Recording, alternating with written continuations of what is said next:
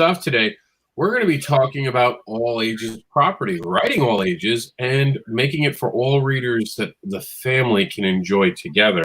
We got some great creators with us today, so we're going to start off. Of course, I am Robert Gregory, and I am part of the creative force behind Cat Dad and Supermom, and I'm going to pass it on to my partner and co-creator with Cat Dad and Supermom and let him introduce himself, the one, the only Chuck Pino. Hey gang, what's up? I'm Chuck Pino, and that's right. I'm another half of the three-part of creators that is Cat Dad and Supermom. I'm also a writer and editor. And then we have Caleb, who's actually on Kickstarter now with the kids' book. Yeah, I'm Caleb Toussaint. I launched my first kids book last summer, and I'm doing the sequel to it, Super Cats Halloween. It's up right now until the end of the month, so excited to be here. And we have Marcus Roberts, who I don't think a lot of people realize you do a kids book, and we're going to change that today. Yeah, I'm Marcus Roberts. I am the publishing manager over at Second Sight Studios, and I collaborated with Sonica Ellis, Sonny Robin on Facebook, to do her children's story, Hedge Hollow, and make it a comic book. The first issue came out right at the end of last year, and we're planning on a 4-book series. Now, the most obvious question is each one of you have properties that are a lot more adult. I don't think anyone in this room doesn't have something that would not be suitable for a child to read. Is it different for you guys to switch gears between what you normally write and when you're writing something geared towards children? I don't find an issue with it, but I've been told some people have to like clean their headspace. I just have to be in the mood to basically write it. For you guys, is there something different you do when you're writing for kids? And for Chuck, even editing, when you're editing for children, do you have to kind of step back and breathe and go, okay, this is for kids. I have to watch this just a little bit more? I'll go first on that. I would say it's a bit different, mainly because most of my ideas with the kids' books come from me playing with my son, and when I get into the dark stuff that I'm writing for adults, it's coming from a way different place of inspiration. So it's definitely more fun, I would say, to write a kid's book, just because I'm getting to kind of get the feedback from the source, right? When I'm telling the story to my son, I get to see exactly what's going to happen. But yeah, I mean, as far as the process itself, I find it simpler to write for kids, mainly because I feel like you're more lenient thing as far as not having to get bogged down in facts, and especially with something like Super Cats versus my other stuff, I'm not digging into history or science, and it's just plain fun. So that's kind of how I view it at this point. But Well, I do a lot of horror stuff, and realizing that kids also like horror stuff, for me, it's not so much a big transition. It's more or less leaving out details. The basic story, I can skim the story down to its basics, make sure it's something frightening in it, because kids are reading a story that they expect to be frightened in. So I have to have that element, but just kind of stripping it down, no gore, no blood. That was one of the big things with the Comics Code Authority back in the day, censoring images like that in the books. So kind of following their lead, no blood, no gore, making sure even the scary images that are portrayed in the book aren't drawn in such a way that is too graphic and too detailed. So yeah, it's you kind of tighten the screws up a little more as far as how the images or how the material is displayed, but at the same time, the kids are reading a book that they expect to be frightened with when I'm doing the horror book, so I have to stay true to that. I have to stay true to making sure there's something in there that scares them. And Chuck? Yeah, you know what? For me, it's really important to not talk down to kids. So I always become I find actually that I have to work a little harder when I write for kids, because I work really hard to not talk down to them, to try to sort of deal with it as if we're kind of on the same level, so to speak. And so I find I become a little more aware of my audience, because that audience isn't necessarily me. Whereas when I'm writing something that is more adult stuff, I'm kind of more the audience. So I can just do it. If I like it, I might be a little more likely to be getting it right. So yeah.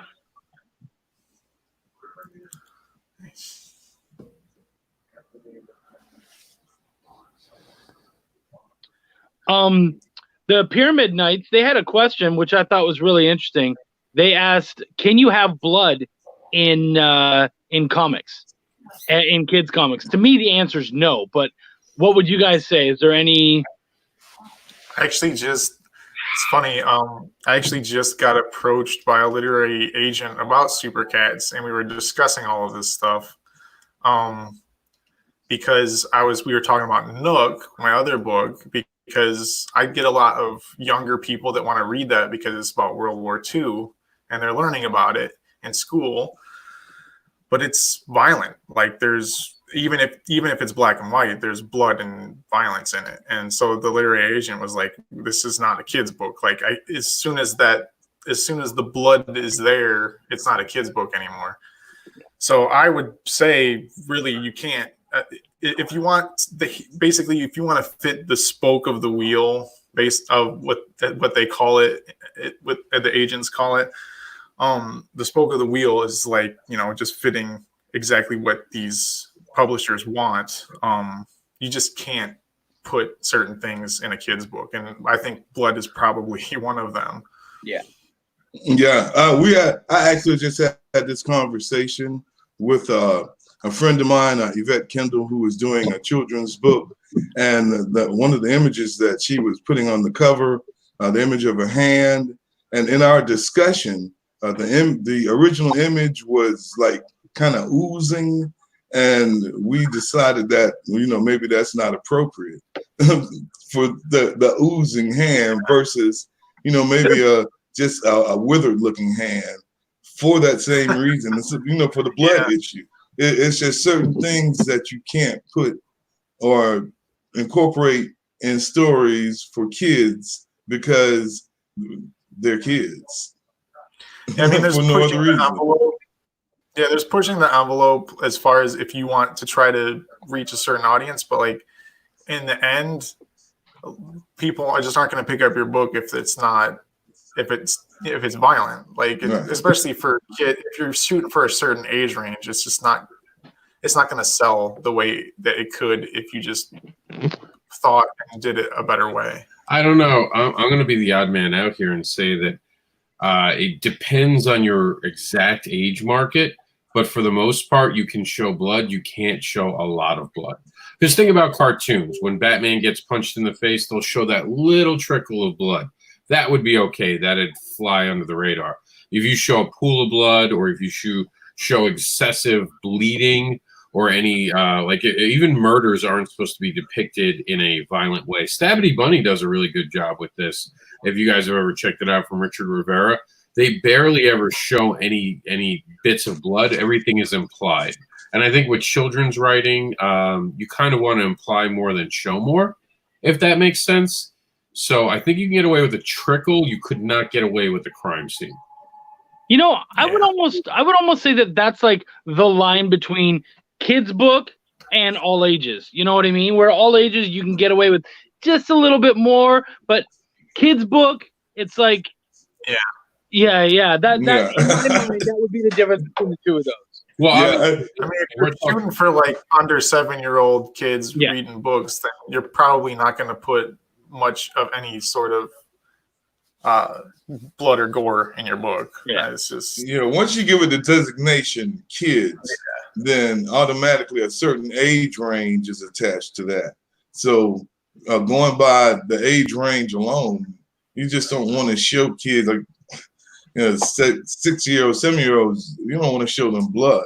Even pushing the age up to 8, which traditionally would be someone in the second, third grade, third grade maybe. You don't want to show them too much blood or gore because they still have yet to reach a certain level of maturity when they understand fiction and understand that this is fictional. And we have the Pyramid Knight says, I have a little bit of blood in my comics where I spawn a dragon and a giant scorpion gets killed by a sword. I try to make comics for everyone.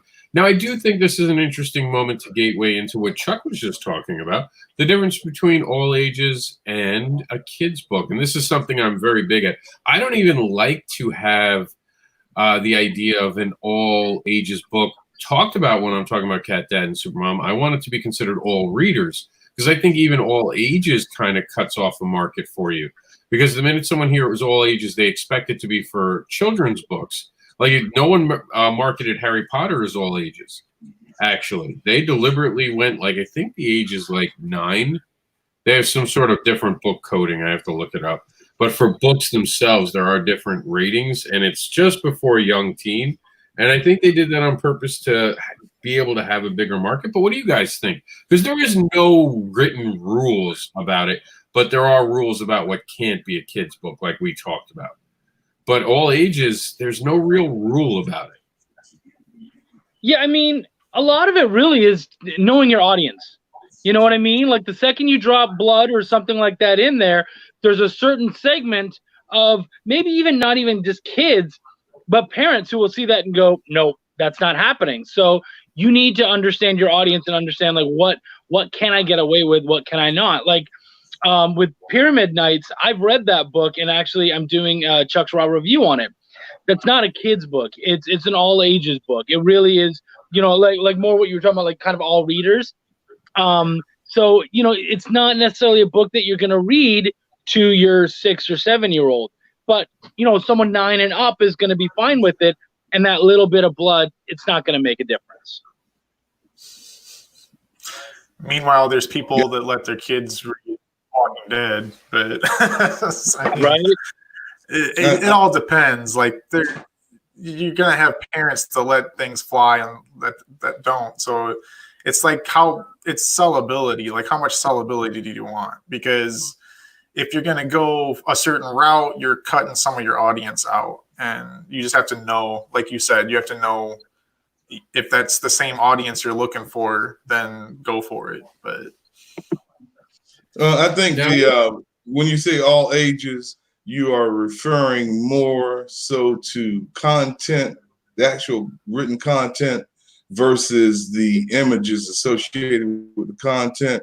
And when you say kids, even though you want to be content minded, it's more the images. So it's really finding that balance, because I've read all ages books that were very action packed. They have very mild violence in it, still violence. And as you said, you get a trickle of blood here and there. And those are things that, kids of all ages would enjoy. But when you talk about a children's book, you're talking specifically about leaving out violence toned down to not even a minimum. I mean, sometimes just non-existence. And the images that you show in the story really have to be toned down. So I think that the image versus content thing is really one of the big determining factors in the kids versus all ages label. Yeah, I like that. That makes sense. Now, let me ask you guys, as a comic book creator, do you find it more difficult to sell comic books for a younger audience, not because the kids don't want it, but because parents suddenly don't have the money to buy their kids' books, but are buying everything else at the con? So what do you guys think? Is it harder to convince parents to open their wallets for their children?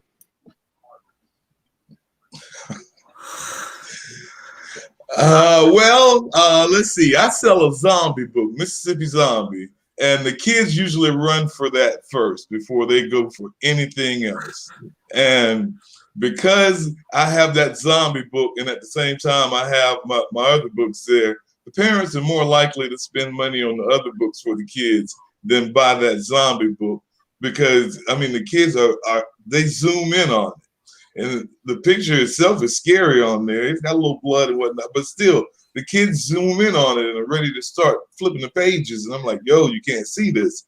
And I had some instances where a parent will say, and I know this kid is 10 or 11 years old, and the parent will say, oh, he sees this all the time. And they will purchase the book. Like, yeah, we'll read this when we get home. But for the most part, my horror books will drive the parents to buy a children's book. Yeah, I would say there's two elements to that for me. One of the reasons I made a kid's book on top of wanting to make one for my son was that I wanted that demographic to be available at my table. I was only getting teen to adult people to stop, and people that had families wouldn't necessarily even show interest sometimes. So having the kids book draws them in sometimes, and I can sell the other books and vice versa. But then I haven't really gotten to like shine with these Super Cats books and conventions yet. My plan was to do that this year, which is not really going to happen. But so I'm I shift gears and made this new one. But the big thing, there's like a divide, I think, because for me on Kickstarter, I feel like for me it's been a harder sell for the all ages and kids books on Kickstarter than anything else that I've done. So I feel like it sells really good. It doesn't sell quite as good on Kickstarter, but I think that's mainly because the audience that's on Kickstarter is not necessarily looking for kids books. So because mine right at this point are much more kids books, and it's going to shift into an all ages comic series after the next book. So I'm in a kind of a niche audience with comic people that have kids, but yeah, so it helps in ways and it hurts in others. But I think if you have a kid's book on your table, to me, it makes it a lot easier to sell your other books, just because you get people with families to stop and say, oh, what's Super Cats? And then I can tell them about all my other stuff too. So it's funny. Selling to kids, it can be, especially like you said with the parents. Me, I have a couple of horror stories trying to get parents to sell to kids, or to buy something for their kids. It's something that their kid has obviously said they love, they want. So it can be difficult.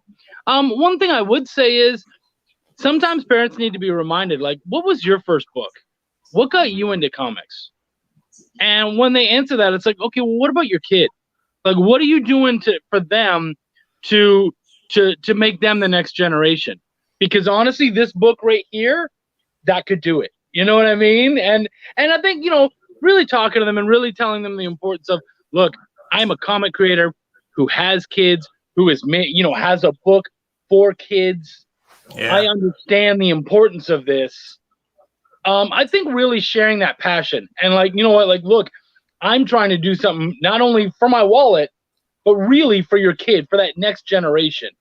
I don't want to necessarily be writing books for kids, but I love the idea that they get that we get to really be that first gateway to a huge world. And I mean, that's what comics is just this ginormous world where literally anything is possible. And so our books get to do that, get to lead that march. Ironically, the guy with the fetish book and the kids book has no problem selling either one. It just works. The two seem to match up to bring two different audiences to the table, which was mentioned by Caleb. Having two different ways to sell the book doesn't hurt.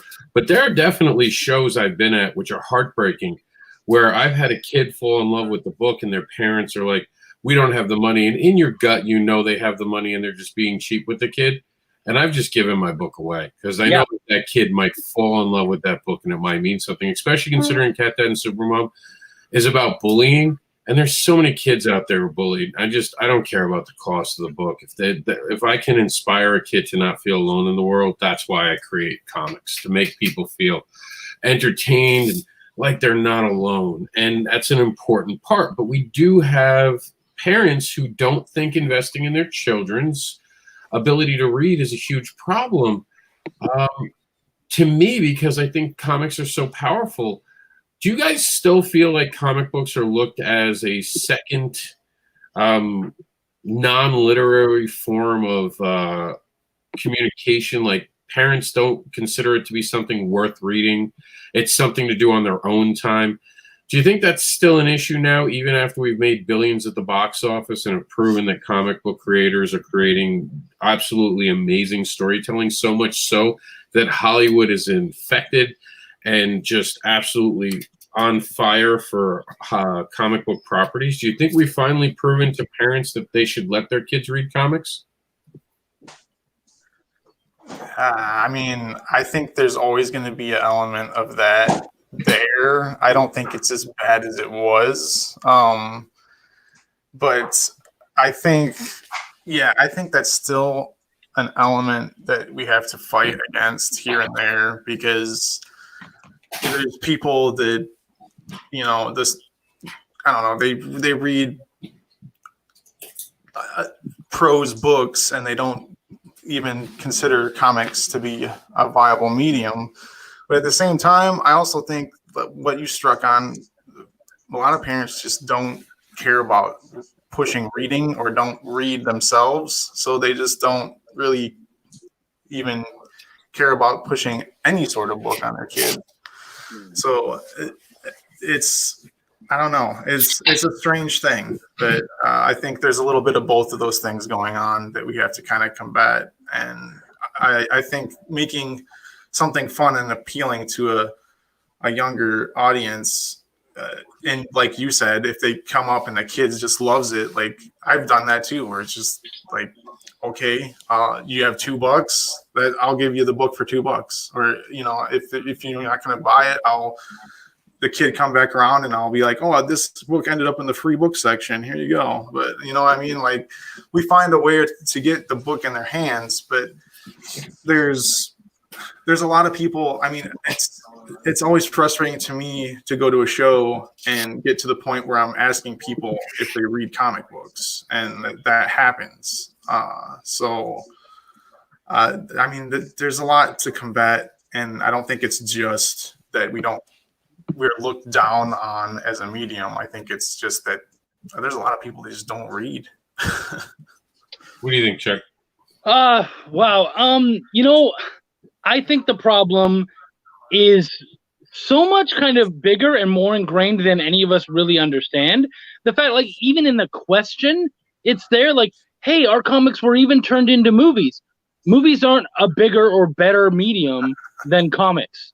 And so the problem is that we, even as readers and creators, act like it's a lesser medium. And in no ways is it. In fact, why are we not telling people this is the world's oldest medium? Like, cave paintings were comics. You know what I mean? Like, we were telling stories in this way from the earliest way possible. So, like, you know, I mean, in a lot of ways, it predates the written word. So, you know, we really, I think, need to take ourselves more seriously, our passion and what we're doing more seriously, and be honest and just not be, you know, so like, oh, it was made into a movie. So what? You know what I mean? Like, that's cool that other mediums have taken it and other mediums use it. But at the end of the day, that comic is just a really awesome comic because that's what it is. And because it tells a story in a different way than movies can. Movies can't tell the story quite the way that a comic can. And a lot of times comics can't tell the story quite the way that a movie can, TV, any of that kind of stuff. They really are their own thing. So really we have to kind of sell it as the written word, as a way of blending the written word and art in a way that none of the other mediums can do. Movies, again, don't do what we do. Novels don't do what we do. And so we really need to kind of push that and recognize that we're not some third or fourth tier medium. Marcus, do you have anything to say about that? Are you there, Marcus? I think Marcus might have froze on us. We'll check back in with you, Marcus. There was something interesting. Pyramid Knight said... Oh, we're going to get there, Chuck. We're going to read them all okay. right now. I'm just waiting to see if Marcus can. I gave him a second to see if it reloaded. But yeah, if you want to read the things, I'll put them up. You want to start at the top and just go through them all quickly? Or do you want to start somewhere specific? What if blood? Well, we went through blood. No, we didn't. This is the one I wanted to start. What if blood is a different color? And again, I think it's not the color of blood, it's the fact something's bleeding. Yeah. And I think that's always going to come down to that. I think you're trying to skate around what something is in that regard. If it looks like something's bleeding, everyone knows what that means, even if you change the color. What do you think, Caleb? Same thing? Yeah, I don't know. I mean, I think it's probably about the same, but it's all about maybe the amount and how violent it actually is seen. Like, for instance, there's a comic on Kickstarter right now. It's called Ninja Bear Number. It's like a volume, and I was reading it to my son, and there's a point where the ninja bear stabs this big creature. Or like comes out of it basically, but it only shows like a cut with like one single cut with the sword, and there's like a little teeny bit of drip coming out of it. And like I felt like that was okay. Like the way that it was presented, it was okay. I think it was maybe just the combination of the art style being very cartoony and the minimal amount of violence that it really was, but it worked. So I mean, it's not necessarily color. I think it's how the violent the act is, maybe. And welcome back. Can you hear us this time, Marcus? Oh yeah, I'm here. I have like 4 different people working from home, sharing the internet space here. So I think when somebody turned their PlayStation on, it kind of robbed me of what I was doing. Anyway, I'm back. And as far as the color of the blood, nowadays, the color may or may not be important. But at one time, if you showed blood, it had to be, your book had to be black and white. And as long as your book was black and white, you can have a person bleeding all you want to because, it's in black and white. Fair enough. Now, Chuck, what was the question you thought was interesting from Pyramid Knights? Because he's got a couple things he said. I want to try to catch it all. Well, I had been talking about movies at the time, and so he said the big directors don't think comics are good for theaters. Well, first off, that's like a massive generalization. There has been a couple of big directors, and when they're speaking, they're not saying comic book movies are bad for theaters. I think what they're saying is that there's an inundation of lots of superhero movies, and because of that, it's taking away from all the other stuff coming in. Personally, I think, people are going to watch what they want to watch, but I wouldn't go so far as to say all the big directors are against comics. It's they see comic book movies as, just these like superhero movies, like the Marvel movies and stuff. And obviously we know that there's so many movies out there that were comics first and that they're not aware of and probably skim right through, right past their eyes. And I want to go back to something that Chuck was talking about. Hold on, Marcus, let me just touch on that if we're going backwards, because I want to agree with Chuck here. Also, why is it that every big director that's come out is no longer a big director? Like they were a big director, they're not currently working on big projects anymore. You know what I mean? It seems like they're the ones being pushed out of Hollywood and are upset about it. No duh, they're upset about it. They're being replaced. No one likes being replaced. But what were you going to say, Marcus? I was going to say, as far as the relationship between comic books and movies, I think the way that the question was stated that you originally asked, I think is actually backwards, because for the last 10 to 13 years, we have been using comics in schools to teach. Once we went big on the STEM program, we came with STEM comics in order to draw more students in to these STEM programs. And because of the success of the STEM comics and the other STEM materials that were made in comic book form. Marcus, yeah. What's STEM? Pretend everyone listening doesn't know because you're from Florida. Every region I know is a little different. So just explain that to our listeners. All right. STEM is a focus on 4 subjects, and it is science, technology, engineering, and math. STEM. The STEM movement took over in schools a few years ago to the point where every school in the nation had some type of program that is related to STEM, teaching science, technology, engineering, and mathematics. So the STEM people, knowing the power of comic books, started adapting their materials into comic books. So our students are actually more so familiar with comic books than we, the comic book creators, realize. And because of the influence of the comic books in the classroom and with the kids, I feel that's where the shift in the Hollywood came from. They're like, okay, these kids are already reading these books in school. We need to find a way to tap into this market to get them to put those books down and come see movies. Let's do superhero movies. So I think that was a transition there versus them doing movies and now comic books all of a sudden having popularity. One comment I also wanted to bring up, and I thought this was the one you actually wanted to talk about, Chuck. Let's face it, comics are violent, but it's mostly good versus evil. So it's okay for evil to kick butt. I don't think that always goes. I mean, when you watch Paw Patrol, there's a good and bad, but there is no violence. So it's not inherently necessary for it to be violent to teach a moral message. Not every comic book either is violent. There are comics out there, and I think that's a bad label to put on it. Because we're saying, let's face it, comics are violent. I think we need to really address that's not true. There are slice of life books that aren't violent at all. There are stories like Cat Dead Supermom is very unviolent. Most of anything that person gets hurt is by their own means, or it's a little bit Looney Toony. I wouldn't call that violent. So what do you guys think? Are comic books violent? Well, I'll put it like this. Since their inception, the only genre that has always remained in the top are comic books with funny animals. Every other genre, horror, superhero, mystery, whatever, has seen this period where it's gone down. But the only thing that's been consistent since its inception is comic books with funny characters, Donald Duck, Mickey Mouse, those books. And those books weren't violent at all. So now comic books aren't inherently violent.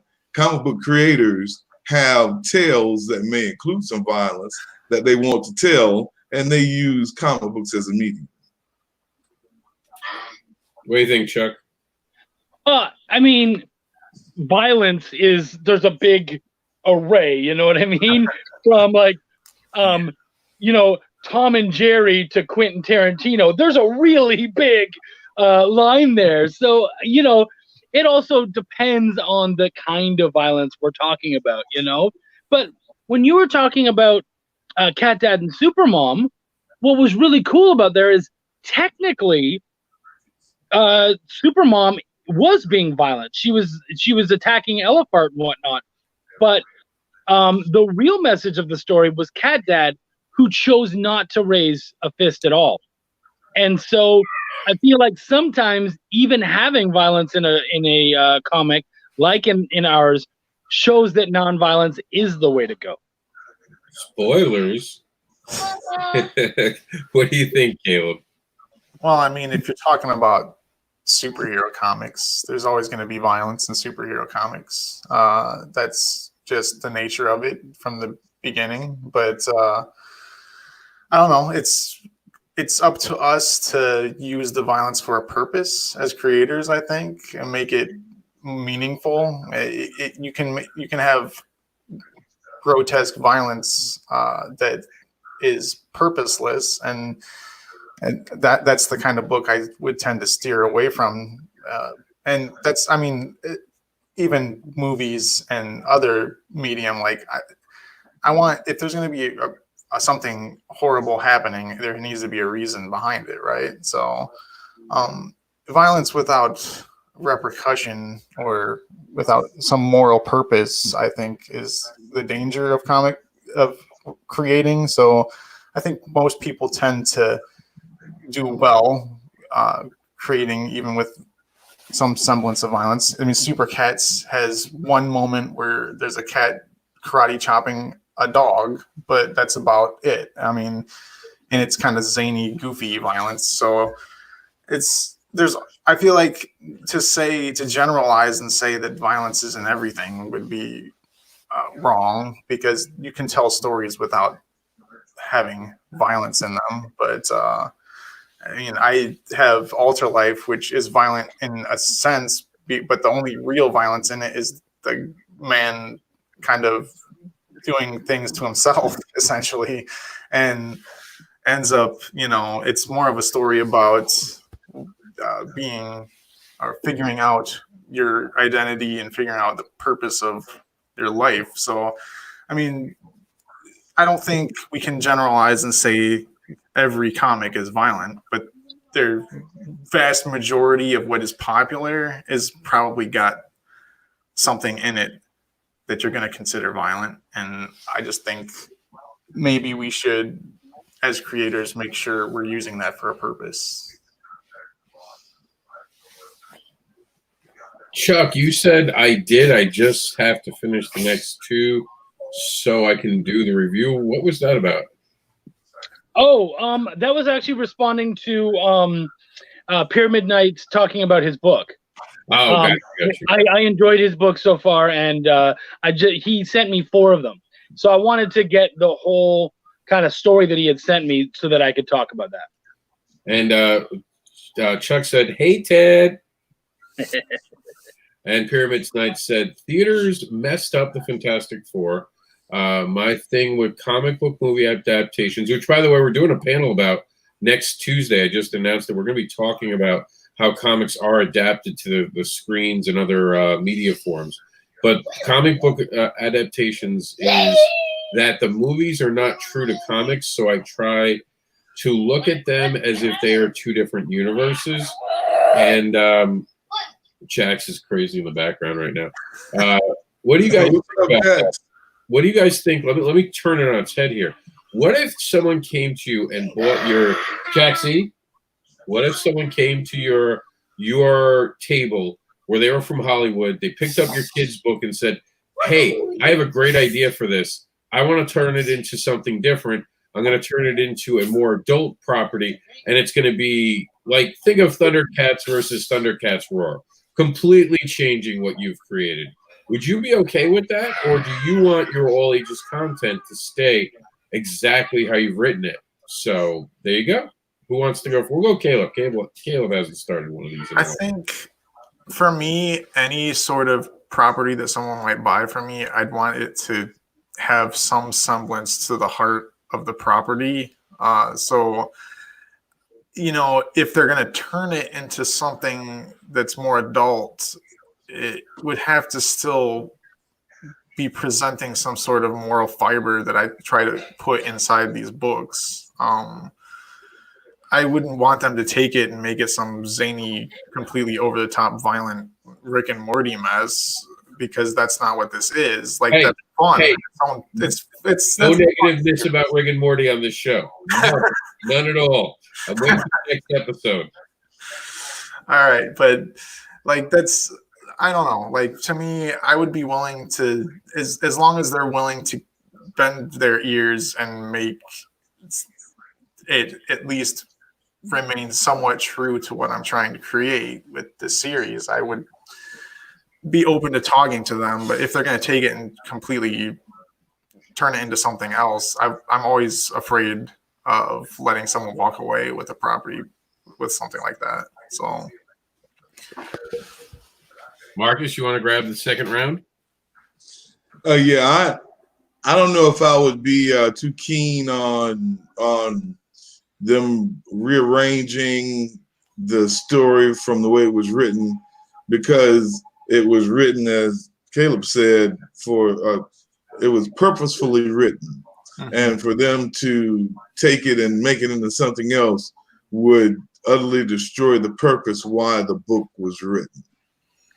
So yeah, if you want to take my characters and you want to tell another story with it, let me read and okay the story, and if I like it, then I might agree to that. But I would make sure that it's understood that these are my characters. This is a different storyteller. This is a different story, and that's something that I did. And Chuck, you have anything to add on to that before we move to the next topic? Yeah, you know what? I feel like the heart of something like this, like if say we're talking about a Cat Dad and Supermom or a Super Cats or something like that, the heart of it really is the fact that it's a children's book. And so if you wanted to make an adult version of that, I would be like, okay, why don't we just make something else that is like an homage to this? That is like, let's just do something else then, because Cat Dad and Supermom, and I can't speak for Super Cats. I sadly haven't read it yet, but they are children's books. Like that's where their heart is. So you almost can't do that in an adult form. So if you wanted to do that, let's just make something different and do that. It's a different thing. And I do agree with that. I think that and it bothers me. I'm sorry. I know you're not supposed to care as much because they're just fictional characters, but I do care. I invest my energy into them. And when people make things like Thundercats Roar, I feel honestly depressed about it because they've taken something that I really cared about. It's like when you see your ex and they've gained weight and they're not the same person anymore. And a lot of people want to laugh about it, but I actually feel bad because I worry about the people I've had in my life, and I worry that they've been through a bad experience at that point. And I kind of feel like, I hope they're okay. And that's how I feel about all the characters I grew up to love with. I can't see, and I've, Chuck knows I've turned down offers in the past that I didn't like for other properties. I won't sell my IPs. I'm terrified to work with a publisher because they'll mess with something I created. And I have a very distrust for anyone else. So I hope that answers that question. And we have a couple more, I think. The Pyramid Knight says the show's going by too fast. So that's always good when people feel like the panel's going fast. Ted Davies says, don't change my stories, LOL. I don't know why he's laughing at that, because I would not be laughing at that. But I think he means it like, haha, don't you dare. You know what I mean? And I mean, the Grimm fairy tales were dark and turned into Disney movies. And that's an interesting point, actually. What do you guys think about that? That was something very dark. But do you think Disney changed it, or had they been watered down over time? Because fairy tales, when they started with the Grimm ones, were, for those who don't know, an actual warning for children. They were meant to scare children into not doing dumb shit, dumb things. Yes, I know. I heard it. It is meant for them to not do dumb things. And so do you guys think that that's something that is an issue when you take fairy tales and you readapt them and children maybe go look for the original and they find out that Snow White didn't live and that Cinderella didn't get the happy ending originally when they were originally written? I don't know. I mean, how many kids are looking up the origins of Grimm fairy tales necessarily? Well, welcome to the internet, my friend. Kids are into things. I'm just saying, like, I think taking something like that and making it more accessible is not a bad thing, because it's teaching morals through a story. And I was actually going to bring Disney up. Like, if Disney approached me and wanted to make a Disney Pixar Super Cats, I would be a little more excited about that, because they tend to do stories that are for kids, then they're also for adults. It's more, let's say, all ages. So, and they always have a really good message in them. So I think, going that way where you're going the other way, right? You're taking something that's more dark, more not necessarily, well, these days, not necessarily for kids. So, and you're bringing the message to a child versus taking one of our books and making it an adult book or adult story. So I don't know. I think if you're putting the message in there, then I'm not against what Disney has done, because I use those movies all the time to show my son, and I'm happy that there's a resource that teaches certain things that I might not be able to bring up to a kid. So, or I feel a little awkward bringing up to a kid. And we have Look What They Did to Banana Splits. I don't know that one. I'll be honest. Yeah, don't worry about that one. Okay. Think from the old guy. But I would like to go back with the Grimm fairy tales, because to me, being a writer, those are some awesome examples, some excellent examples of writing skill, in that they were dark stories, and yet they weren't overly violent. They weren't overly gory. They didn't use a lot of detailed stab you, cut you in the stomach, and make you bleed type descriptions. But the warnings were so strong and the wording was so strong that it even affected adults in how it was written. So to me, the penmanship really shows a skill there. I would say, though, that also speaks to a different time, where death was a little more in your face. The life was a little more grim.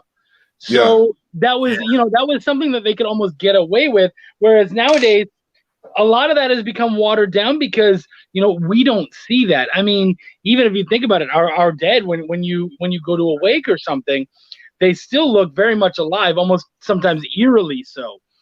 So I think that's just, I mean, obviously you're right. It was beautifully written, and they're still around for a reason. But that's I think that's just because that's a sign of those times. Well, do you guys think it's easier to adapt more adult thing towards children, i.e. Deadpool shows up in the Spider-Man cartoon and it's suddenly okay, versus taking My Little Ponies and making them My Little Streetwalkers and taking something that far and it being more of a car crash where it's like, wow, you took something you shouldn't have and sexualized it? I think it's more appropriate. You know what I mean? Like, it's more appropriate to take something that's adult and make it, a little more kid friendly, and to be able to say, hey, you know what, this doesn't have to be what it is. Like when Deadpool had the PG-13 version, and there's nothing wrong with necessarily taking that and trying to make it a little more family friendly and stuff. But I think, taking something that is definitely for kids and trying to make it for adults and really add that stuff into it. I mean, sometimes it's worked well, but I think those times are few and far between. Like the what is it? Grimm's Fairy Tales is already dark, but yeah. Anyways, I think there's something about making a kid's thing more adult that comes off a little weird and creepy. You gentlemen have anything else to say about that before we move on to our next comment? No, I agree with Chuck all the way. Okay, here's our next thing. Comic Book Black Belt writes in, Bronze Age comics had it right. Action, not violence. Romance, not sex. Character, not identity. The hero's journey is all ages. And I don't know I can disagree with anything written there. And it's not to say that comics and underground comics and indie comics can't step out of that narrative, but there really was something, and I've said this a lot there, and you guys can chime in on this. When I was a kid, I read comics, and it was very implied. There wasn't a lot of sexuality that was outright. You could actually read it as a young reader, and it wasn't. There was a little bit of adult stuff, but it was given to you in a dose that was palatable. Now I open a comic book, and Batman and Catwoman are having sex on a rooftop, and it's some pretty. The best term I could put is almost pornographic. And for anyone who's ever seen that rooftop one, there wasn't much left to imagination. You knew what they were doing. And there was a very clear understanding of them ripping each other's clothes off, having sex without a condom. There was a lot wrong with that moment. What do you guys think? Have comics kind of steered away from, especially the big two, Marvel and DC, from inviting younger readers to be part of the fan base? I think they might actually just be recognizing their audience. Really, it's and you can say as much stuff as you want about Marvel and DC, but maybe they're speaking to the audience that are actually reading their books. Maybe what they're saying, because when I'm at a show, I'm not selling my books to teenagers who can read my books, because usually they want to go and they want to read mangas and stuff like that, which is totally fine. Usually I'm selling to older people in their, at the very youngest, late 20s and up. So maybe Marvel is just kind of focusing in on its key demographic, and that's why they're doing what they're doing, and they're telling stories the way they do. Anyone want to jump in on that one too, or no? I also think Chuck hit on the head with the last question when he answered it. It's the times that it's written in, right? Like what sells now versus what would sell then. That Bronze Age comics sold during that time for what they were, and it's evolved into this. So I mean, they're trying. I feel like it's not always the same, and they keep trying different things to grab a new audience. But you always gravitate back towards what sells. And I mean, the easiest thing to sell, I think, is sex and violence. So. And Comic Book Backup says, yes, the audience is older. If newsstands had not been abandoned, then the mainstream wouldn't have lost the next generation. And I also think that we've given up on trying to approach the next generation for myself. And this is someone who's writing kids and adult books. I think you can do both. And I think there's a way to do both. And I think Marvel, actually, I'm going to disagree with Chuck on this. I think Marvel and DC have noticed the opposite. And that's why they're trying so hard to get into Target and Walmart now and give children more appropriate to children and all age readers. Actually, now there's a big push to have us in the toy aisles to attract the younger readers, as a matter of fact. I think they realize it. And I'll just say this about manga, and we can open this up to a discussion. I think that manga shouldn't be sold to those teenagers at conventions. I think manga is full of sex.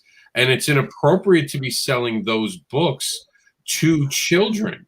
I don't think anyone under 18 should be having a book with as much sexuality in it. And of course, there are some manga, I'm sure, could be argued it doesn't have that. But for the most part, there's a lot of sexuality. There's a lot of fan service. There's a lot that steps over the ground of appropriate, as Chuck said, appropriate for that age group. And I think that they're getting away with being called a comics and parents aren't reading it. And I stress this again, parents need to read what their kids are reading. I don't care if you like it, you have to sit there and watch it. You have to sit there and read it so you know what your children are being exposed to. What do you guys think? Am I just getting old? Well, I think first we have to recognize who comics' true competition is, and that's video games. And you look at what they put in video games nowadays in the age group they target, then you see why there has been this shift in comics to be more darker, to have more adult content, to be more graphic, because the video games have gone that way. And it has desensitized a generation of kids. And these kids now who've been desensitized, they're having kids and raising kids, and they're raising kids to be open to anything. They're bringing them into more mature and adult subjects at earlier ages. So, the comic books, the movies have always been there. Movies in the competition for comic books. It's the video games. So in order to keep up with that, they have to change with the times, as Caleb said. But again, isn't that parents' responsibility not to let your children play video games that are violent? Well, if we're talking about parents who are raised on those games, they don't see the problem. I wasn't raised on Call of Duty. Just like for example, I remember the very first video game I owned, Atari. It was the paddles and the little ball that went that bounce the beat. And I've seen, I've seen the progression of video games from that one simple thing to now the images and graphics in these games is unbelievable. I'd rather sit down and watch a video game trailer than watch some of the cartoons that's out, because I mean it's visually fantastic. So that's a big thing to compete with when you have a book or even reading a digital comic. When you have that versus what they're showing you in these video games. All right, but what about the manga? You didn't even address that. And as far as, anime is taking over. I have a 19-year-old son. And when he was young, it was easy to get him into regular comic books. But as he grew, he got more into the anime and more into the manga. And that's just what's happening now in this generation. That is what they're reading. We can, no matter how hard we may try to come back, this is what they're into. So, it's hard to compete with that, particularly when you're a parent and your child is telling you all about this, even showing you some of it, and you're like, okay, well, I'm going to go with it because of what I've seen from video games, the video games you're playing, which are already dark, which are already graphic. So that, the parents themselves, it's a reverse desensitization, whereas the parents now become desensitized due to their exposure from what their kids have been doing. What do you think, Chuck? You're a parent of a good generational, not generational, but years. There are years difference between your kids. Yeah. So what do you think about this? Well, are we still talking about the manga thing? And I guess some of what he touched on, if you had anything to say in response or agree to. I mean, I think Marcus knew what he was talking about there. For me, the manga thing, I think that was a really unfair generalization, because again, not a manga fan necessarily, but I know that manga is just like regular comics. So you have stuff for the really young, like the chibi stuff, and then you have stuff for the really old, and you have everything in between. So I think to say that they're graphic and all that kind of stuff, that's a really gross generalization. They can be, but they have the same potential that we have. So I would disagree there. Yeah. And Caleb? Yeah, I think Chuck has a good point there. I think there's a lot of variety in manga, and from what I've seen and what I've read, it's the spectrum is pretty wide. But it's just one of those things. It's a cultural thing, and people kind of gravitated towards manga because it's different, it's foreign, it's, you know what I mean, like there's a different element to it that's grabbing their attention. The art style is not the typical that we see in our culture and our comics. So I mean, there's something different aesthetically, I think, that grabs people's attention, and I don't know exactly how to define that, and I don't even really try to compete with it. And I think maybe one of the reasons I tried to do something unique with like Super Cats and like dive back to like the beginning reader, like right when you're learning to read, versus trying to compete with the kids that are already desensitized. This is my attempt at, get introduced to a comic book like right when you learn to read, and maybe you can see that there's something else, some better purpose to it than just the violence and sex that the mainstream stuff has tended to gravitate toward. And Comic Book Black Bolt said the trick, I think, is not to talk down to the reader just because you think they're a younger audience. That's something Chuck touched on earlier. We did get some messages from Dan Lee. We didn't get to read them. I apologize to Dan. For some reason, Facebook isn't fully syncing up to our messenger today. It's just Facebook's been having problems. We have reached our 1 hour mark, so it's time to say goodbye, believe it or not. We're going to start with Caleb. Caleb, tell them where they can find you and about the Kickstarter. Yeah, so you can find all my stuff at villagecomicbooks.com. Links to everything are there. Super Cats 1 you can read for free off the Kickstarter and from my webpage. If you want to check out the new Halloween book, it's just simply supercatsbook.com. We'll take you right there. I'm excited to continue the series, and if you want a comic series that's going to grow with your kid and become an all ages comic series that they can continue to read, I would get on board now, because we're going to keep going and we're going to keep making these at least 1 or 2 a year. So thanks for having me, Rob. And I'm Marcus Roberts. You can find Mississippi Zombie at calibercomics.com. You can find Hedge Hollow at adventcomics.com/Unbound Realms. And you can also find my other comic book, The Protector, at adventcomics.com/Unbound Realms as well. Enjoyed myself, Rob, as always. Thanks for having me. I'm Chuck Pino. You can find me on Chuck's Raw Reviews, my comic book review site, where we have reviewed some good kids books, but not necessarily for kids. You can also find me on Twitter at Chucky Pin. You can find me here on Facebook, Chuck Pineau. And yeah, I hope to see you guys around. I want to thank everyone for being here today. This has been a great, actually, I got to say, this was kind of an impressive conversation. We might have to try to do this again in a future panel. There's a lot more to talk about.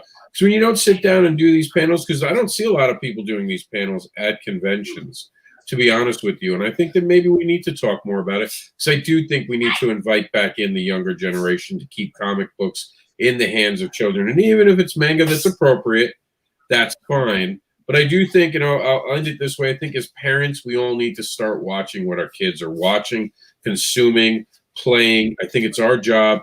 I give credit to my parents for being interested in what I was part of. And I know once they become teenagers, they're gremlins and you can't control them. But when they're below a teenager, you still have some say.